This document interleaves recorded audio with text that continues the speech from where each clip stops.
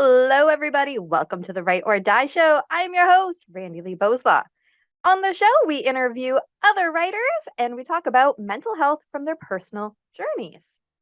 If you have not already hit that like and subscribe button, go ahead, do that now so that you never miss an episode. So today on the show, we have Roger Leslie with us. Welcome, Roger. How are you? I'm doing great. How are you, Randy? Oh, I'm pretty good. Where are you joining us from? I'm in the Houston area. Okay. How's the weather? Beautiful. It's going to be hot later today, but I took my dog for a walk this morning. It was 70 some degrees out this morning. Gorgeous. So I hate you and the interview's over now. Bye. You're welcome. I'm in Canada and it's getting cold. So other than the fact that I hate you, tell me a little bit about who is Roger. So, my mission in life is to inspire people to live the life they dream and to empower them to follow their own unique spiritual path. And along those lines, I have been a writer my entire life. I knew I wanted to become a writer when I was 13 years old. And it took many years for me to finally get my first book published. But when things started, I went in many different directions, wrote in many different genres of nonfiction and fiction, and Nice. things just burgeoned. In the meantime, I was a classroom teacher for many years and a high school librarian. And for a brief time, I was a professor. And now I'm dedicating my life to my writing. I'm also a writing coach, a professional editor, a publisher, and I teach classes related to my book, My First Last Year. That's cool. It's very cool. But who are you? Come on, who are you? Well, you have a dog. You said you took your dog for a walk. Yes, yes. What kind of dog? He's a miniature dachshund, and he is the sweetest, cutest dog in the universe. Oh, what is his name? Manny. Oh my goodness. How old is he?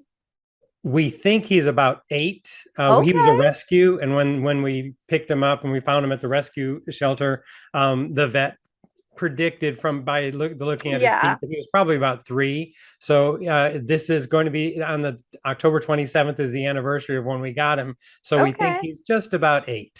Oh, that is awesome. So that's more who you are. You have a dog and you're a Oh my dog gosh, person. yes, yes, Um, that's the important things in life. of course, of course. So, two of my dogs are American. So they Good. were rescues, and the one is the service dog, but they both came from the same trainer, and so she rescues a lot of the dogs from the States, and I can't remember where. I mean, if I looked at their pieces of paper, they would tell me exactly where from. I can't remember though off the top of my head. But I always say that two of my dogs are American. Well, now they have dual citizenship, so it's Very good, very good. and Well, they it's nice to have an international household. exactly right. I've never thought about it that way. I like that. I like that. So let's talk about mental health. Where do you want to start with it? When you first asked me the question, and when I was looking at what we might talk about on the show, it reminded me of a book that I'm working on now. I'm working on a memoir of my teen years, my tween and teen years. And first, I want to preface this by saying, although I am Dr. Roger Leslie, my PhD is in education, so I'm not a medical doctor. And Very good. Very good. although I know and am related to some people who do suffer from depression, the depression that I talk about in relation to myself and the struggles that I had in my teens really were not genetic or medically induced, medically related depression. It really had to do with my perception of who I was in relation to my world and how limited my perception was of what was possible in the world. That's Okay. what that was the cause of my struggle. And I really got to visit that or revisit that by writing this memoir, because I went back into those years to really follow the journey that I took from where I was to how I emerged back out of what I call at this point the dark night of my soul. I've always cringed when people say, in order to really be happy and encouraged and enlighten and feel some enlightenment, you have to have gone through a dark night of the soul. That just always seems so bleak. I just thought, really, do you have to feel that way? But after I looked at what I had created for myself as a Mhm. teenager, I look at my emergence from it and I thought, well, that's exactly what I did. I buried myself so deep that I got to the point where I couldn't go any deeper. I was at a breaking point. Either I was going to end it all or I was going to emerge from it. And I chose to emerge from it. I love that. We're gonna dig into that. I just want to preface that by saying that everybody's dark night, everybody's deep dark hole is different. And so never compare yourself or your journey with somebody else because I have depression and my dark hole is going to be very different than Roger's black hole, than my kid's black hole, than anybody's black, very darkness. But you're right. In order to see the good, and I mean, the kids' movie, what was that? Inside Out is the perfect example. In order to experience the joy of life, there's going to be sadness. So, I mean, it's the same with adults, right? We have these bad times, but they make us kind of appreciate our good times. And like, I love that word, emerge as somebody, that you love and want to be and whatever. So I just want to say, everybody's dark time is different. And your dark time might not seem as bad as somebody else's, which is why I'm saying you don't compare them because everybody's life is different. Our coping strategies are different. And I mean, where we grow up is different. Roger is oodles of hours away from me. I don't geography well, but I know he's oodles of hours away from me. And so obviously our growing up is going to be very different, but it doesn't change the fact that everybody has a time in their life that doesn't feel so good. And then other times I feel fabulous. So let's go back to those teenage years. Tell me about them. So from the very earliest years, even when I was a toddler, I sensed that I was different from other kids like me. I just felt unique. I loved my mother, which was not unique. I mean, I think that's not unusual at all, but I got along great with women. I loved being around women. I found them fascinating. Whenever my mother met with her cousins and the relatives, when the families would get together, if they would let me and I wouldn't pester them, I could sit with the women rather than sit with the men. And I loved that because women to me were always more fascinating. So when I was very young, I just assumed I was ahead of the curve from most other boys, that I just really liked women and I got along with them great. And it was, that was wonderful. Well, when I reached puberty, it became clearer and clearer that the transition that other boys were making in their perceptions of women were evolving into something of a romantic ilk that mine didn't. And that's when I realized, growing up in the 60s and 70s, that I was gay. At the time, I didn't know of any role models that were out there. There wasn't representation that I was aware of on television or anything. And did you grow up down south? I grew up in Michigan. Okay. So that's much closer to me. Yeah, of course. Yes. So I grew up in a suburban area of Michigan. And so I kept looking for clues about where did I fit in? Where was my tribe? How can I navigate this? And everything in my family background, my moral background, and the religion that we grew up with told me that being gay was a scourge. It was You're so bad. Ew, nobody likes you. That's right. I was evil. I was doomed. Yeah. There was no hope for me. And what confused and frustrated me was I knew I was always this way. So it was like, well, why would God create somebody in such a way that he was automatically doomed forever? So my response was to withdraw farther and farther into my own life and into my own world. And I looked for signs of how other people felt about gay people and everything. And I remember one instance in particular. So my mom and I were up late watching the Tomorrow Show with Tom Snyder. And it was the early 70s probably. And he featured a lesbian wedding. Okay. And which back then would have been like a huge deal. It was huge. Yeah. So it's like, well, people have never heard of that. I mean, it was just unbelievable. the look of disgust and disdain on my mother's face throughout that Oh. whole episode made me realize, or at least made me assume, led me to assume Hmm. that if she knew the truth about me, that's how she would feel about me.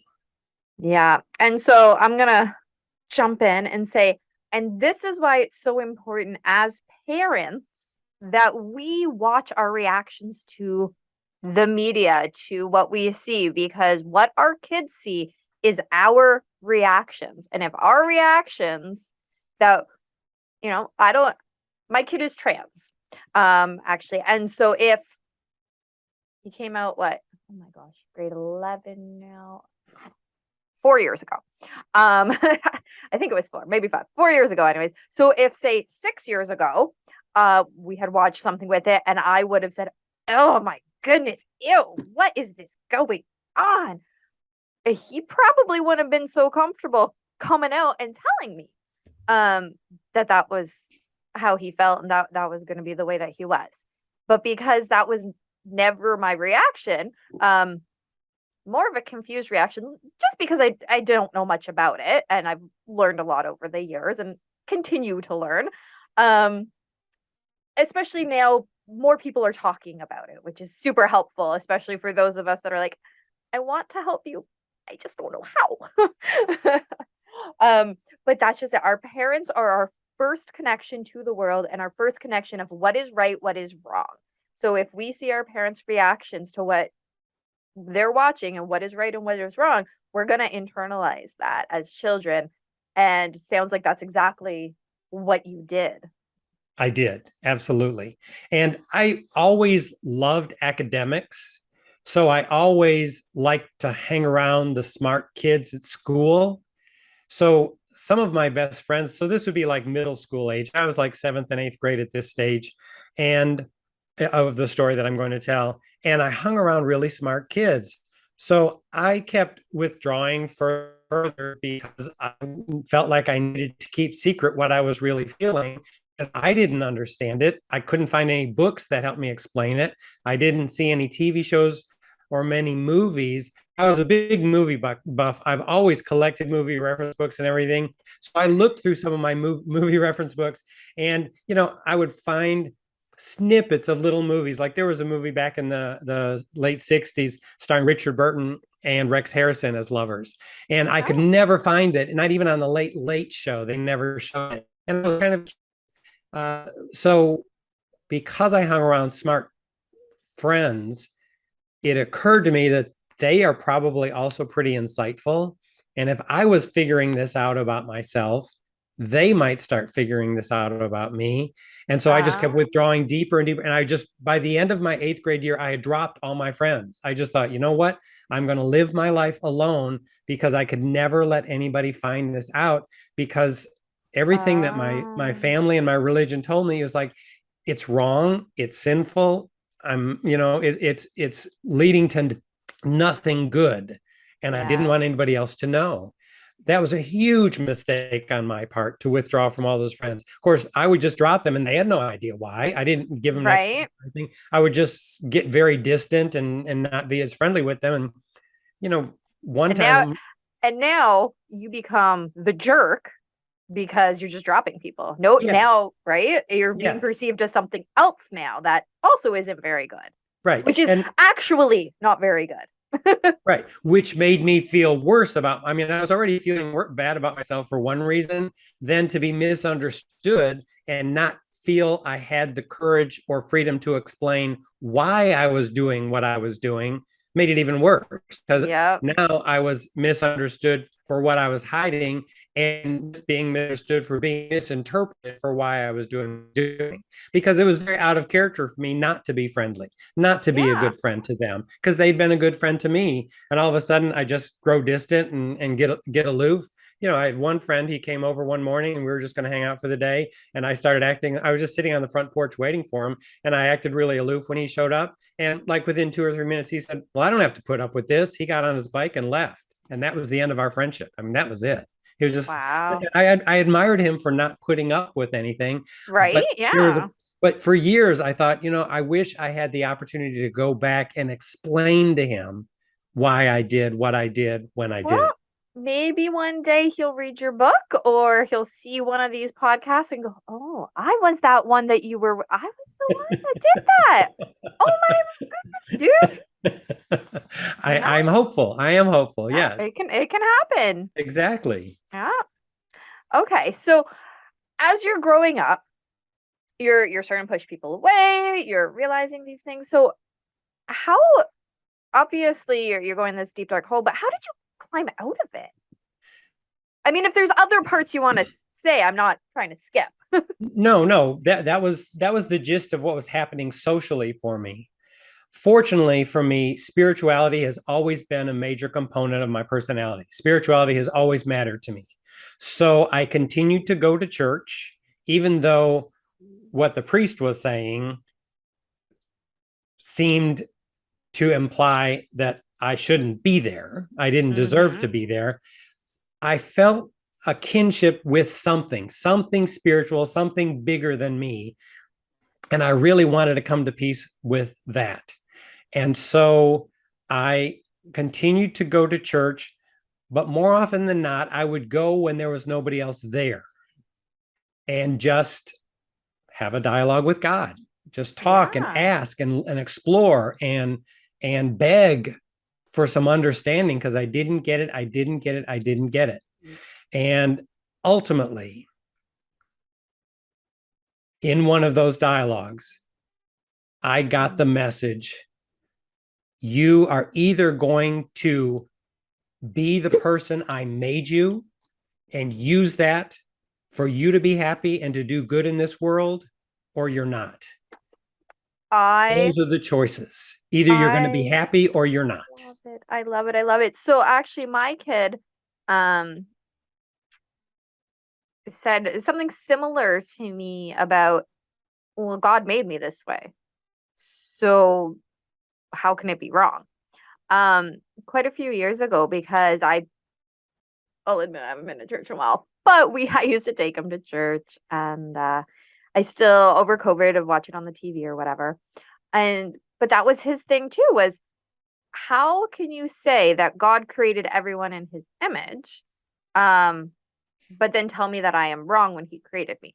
Now we're not going to get into a biblical debate on the show. Don't guys, don't turn off the episode. That's not where I'm going with it. But it's a valid reasoning point for somebody who's thinking you're it's confusing. It's kind of an oxymoron if you're telling me this, but then it's not that. It's right. It can be very confusing. So I just want you to know that, my kid has thought the same thing. If he made me, then obviously I made the exact way that he wanted me to be made. And the bigger question then is, if that's the case, how can I harness what I have learned and overcome to teach other people or set an example for other people or just be there to support other people, whether or not they are going through the exact same thing or something similar, or even if they are just experiencing any misbelief that the world is all one way and I'm a bad fit. And that's the gist of what I felt and wanted to talk about with depression and the struggle that I went through is in my adolescent mind, I thought that the world of my small community, which was very limited socially, ethnically, uh, socioeconomically, I was in a small enclave where we were just a little, in a little suburb where people were all similar.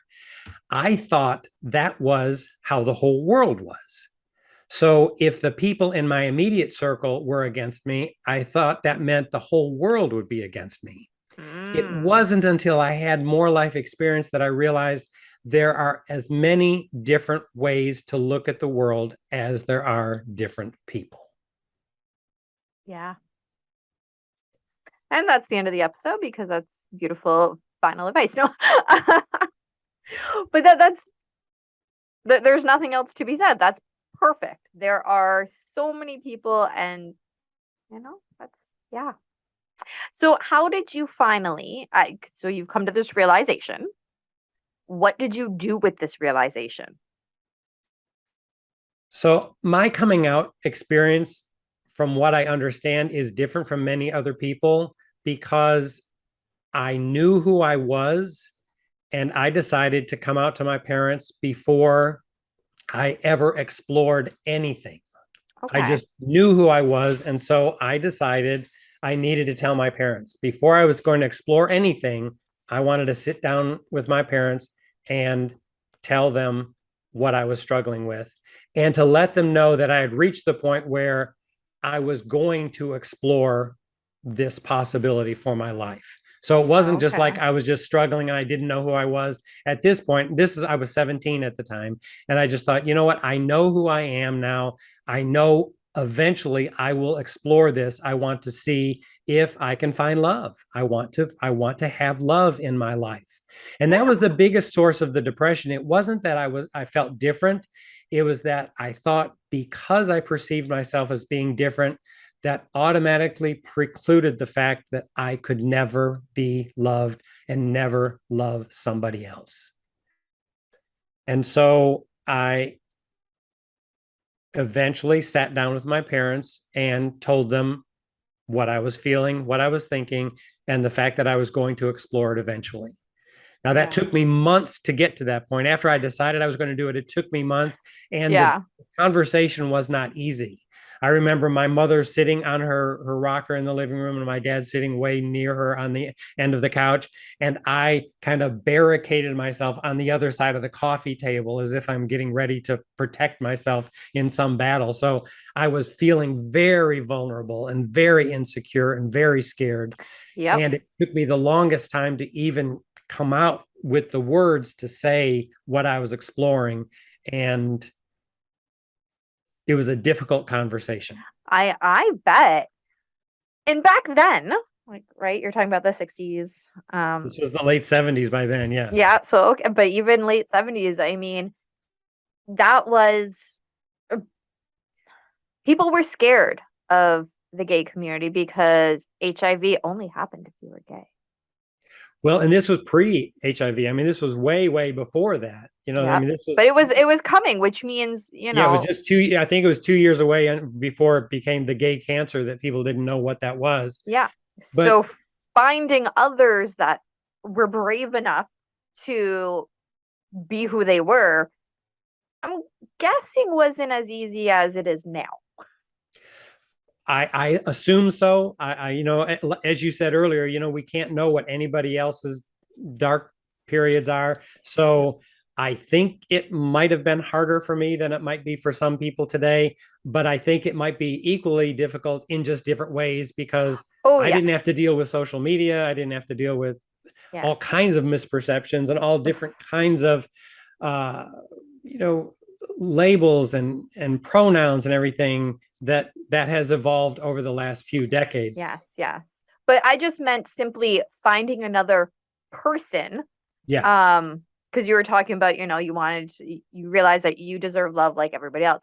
So I just meant finding other people to date who were also open about it is Yes. was probably more difficult than it is now. Yes. And what few examples I found in media, I was not like them. I was not interested in meeting someone like them. So I immediately realized I was a minority of a minority, which made it Oh, all the more challenging. But I like a challenge. So it's just like, okay, then. All right, I'm up for this challenge. I got this. And it was interesting because when I did start dating, I've always been very idealistic and I knew I wanted to find love and I knew the kind of relationship I wanted. Yep. Nearly everyone I told that to either laughed it off or kind of patted me on the head, just like, oh, well, you just keep believing that as long as you want. That's Oh my gosh, really? so, yes, yes. So even when I was entering into a community of people that I thought I might have something in common with, I kept Yeah. finding like, well, I'm a minority of a minority. This is just not working for me. But I knew what I wanted. I had a really good relationship with my spirituality. And so I just thought, I'm going to trust that I can believe the best for myself and I'm eventually going to find what I'm looking for. Yeah. And have you? I must tell you, Randy, Yeah. I am married to the most wonderful man in the entire universe. And we have been together 38 years. 38. Oh my God. That's longer than I've been alive. It's really interesting because when I was younger, I always assumed that I would marry a woman, before I Of understood course. everything. And I wanted children. I wanted to be a dad. And when I was around 17 or 18, when I realized, okay, what direction my life was taking me, I really had to struggle with, but then I came to be at peace with the fact that I would never be a dad. And so I thought, okay, well, I'm disappointed in that, but if that's what I have to accept, that's what I have to accept. So I was in undergraduate school and I met this really nice guy in one of my education classes.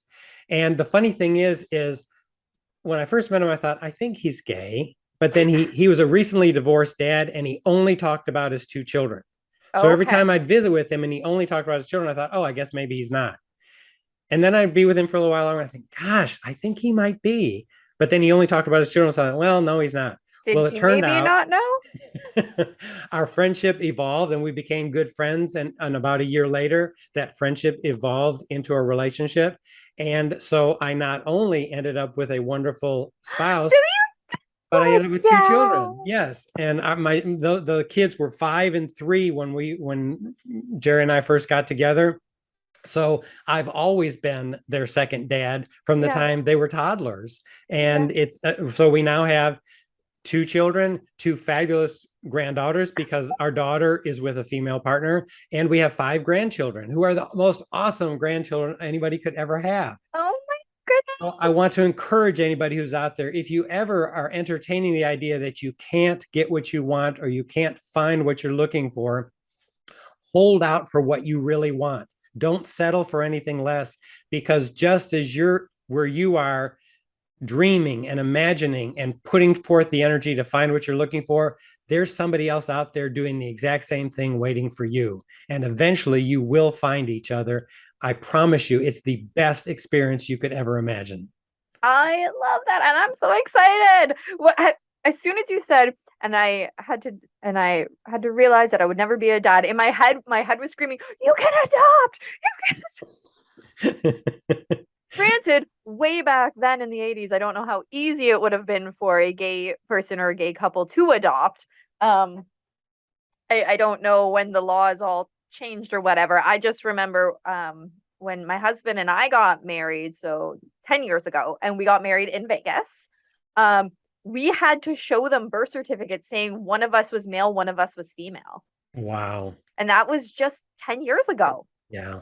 right? So 38 years ago, I don't know how easy that would have been to adopt a child, but my head was screaming.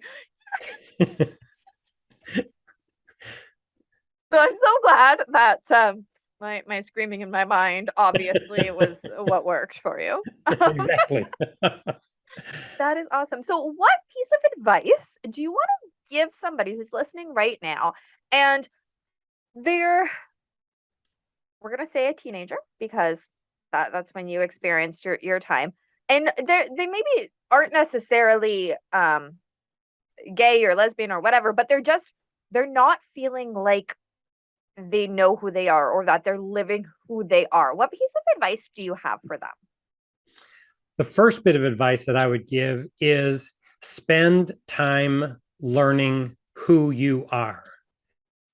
Figure it out for yourself. Don't worry about what you think society is saying or what you think your peers are saying. Decide for yourself who you are and what matters to you. Yeah.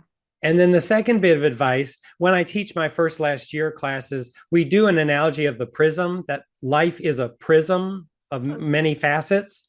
And I encourage people to realize that you're seeing life through one facet of the prism.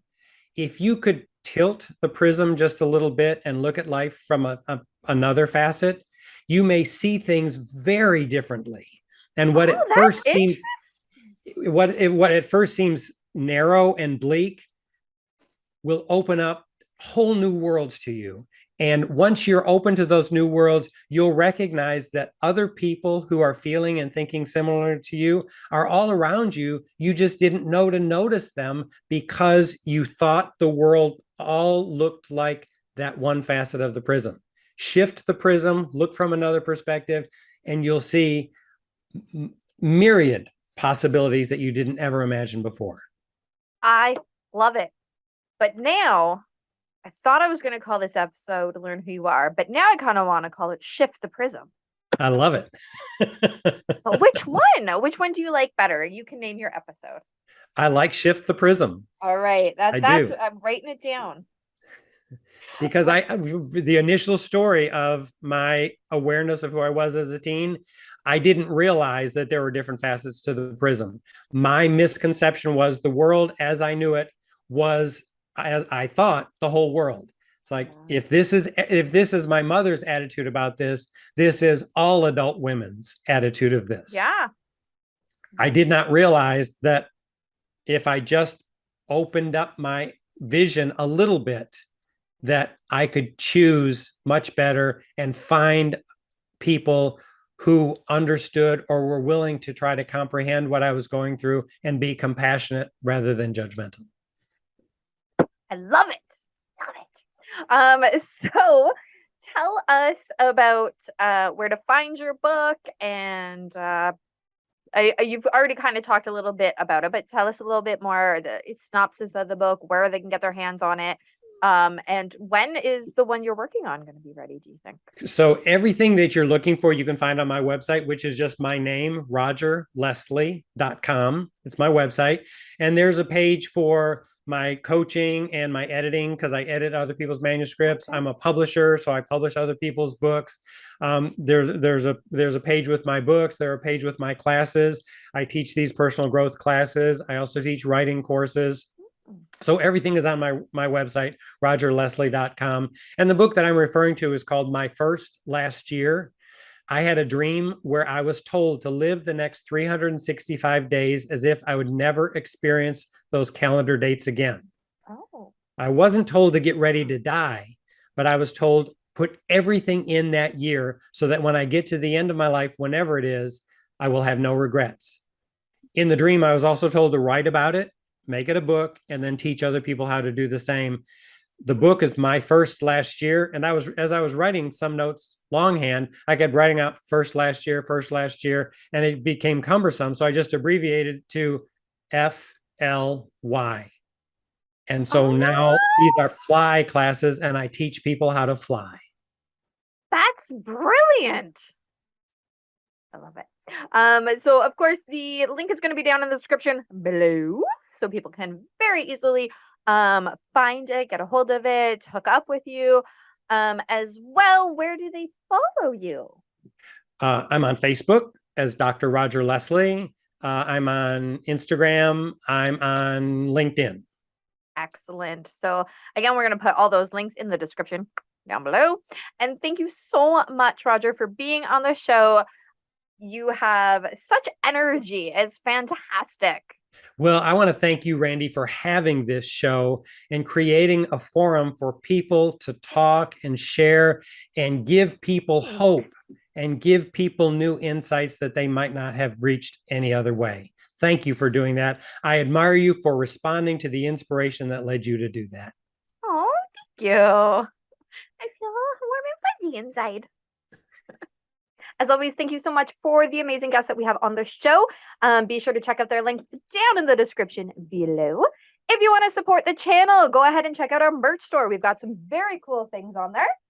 That's my favorite. Sorry, I'm busy ending the stigma. But there's some other very cool designs. 10% of the proceeds always goes back to the Canadian Mental Health Association. Be sure to follow us on Facebook at RB Media, because we have some great new shows coming up and you never want to miss any of those episodes. And remember, the only way to end the stigma of mental health is to speak openly and honestly. Bye.